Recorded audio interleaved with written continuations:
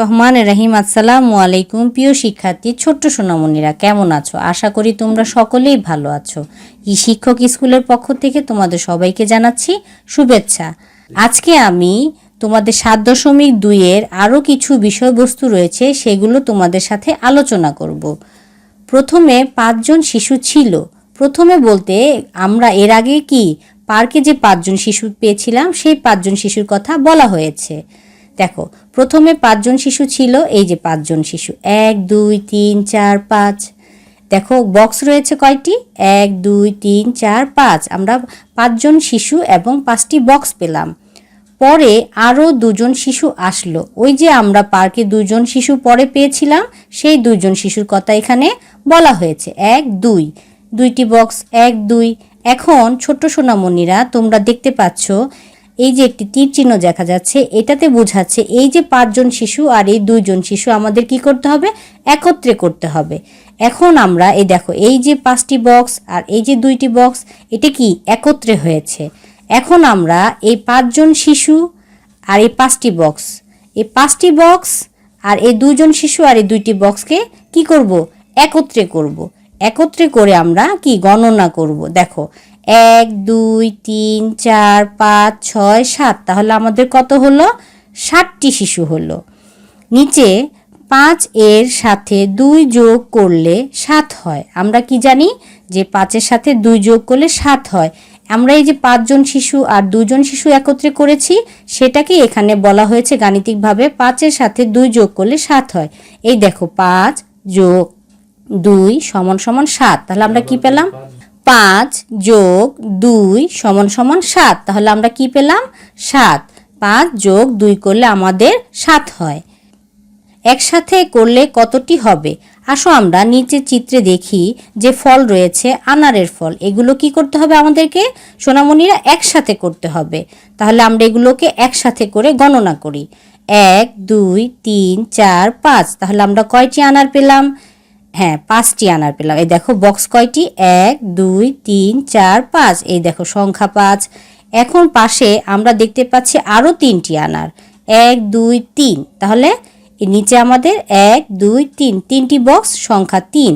এখন সোনামণিরা তোমরা দেখতে পাচ্ছ যে তীর চিহ্ন, এই ৫টি আনার এবং এই ২টি আনারকে আমাদের কি করতে হবে? একত্রে করতে হবে। আসো আমরা একত্রে করে এই বক্সে আনার ড্র করি। ১ ২ ৩ ৪ ৫। তাহলে ১ ২ ৩ ৪ ৫, এই ৫টি আমরা কি ড্র করলাম। এখন এই যে তীর চিহ্ন দিয়ে এটার সাথে একত্রে করতে বলা হয়েছে, এখন এই ৩টিকে আমরা এই পাশে ড্র করব। ১ ২ ৩। তাহলে ৩টি আমরা কি পাশে লিখি বা ড্র করি। ১ ২ ৩। তাহলে সোনামণিরা আমাদের কি এখানে একত্রে করা হয়ে গেল। এখন আমরা এগুলো কি করব? গণনা করব। ১ ২ ৩ ৪ ৫ ৬ ৭ ৮। তাহলে আমাদের কয়টি হলো? ৮টি। দেখো সংখ্যা ৫ যোগ চিহ্ন ৩ সমান সমান আমরা এই যে খালি ঘরে কি লিখব? আমাদের যে উত্তর বা ফলটি হয়েছে, যে একত্রে করে যে যোগ ফলটা পেয়েছি, সে ৮ আমরা এখানে কি করব? লিখব। এই যে আমরা লিখেছি। তোমরাও কিন্তু লিখো ছোট্ট সোনামণিরা। নিচে চিত্রে আমরা আম দেখতে পাচ্ছি। কয়টি আম? ১ ২। তাহলে এখানে আমরা ২টি আম দেখতে পাচ্ছি এবং ২টি বক্স ১ ২। নিচে কিন্তু আমরা খালি ঘর দেখতে পাচ্ছি। পাশে আরো অনেকগুলো আম রয়েছে। আসো গণনা করি।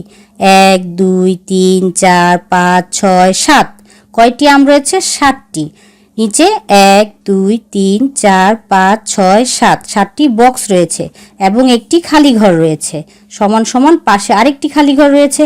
এখন যে তীর চিহ্নটি আমরা দেখতে পাচ্ছি, এই 2টি আম এবং এই 7টি আম আমাদেরকে কি করতে হবে? একত্রে করে যোগ করতে হবে।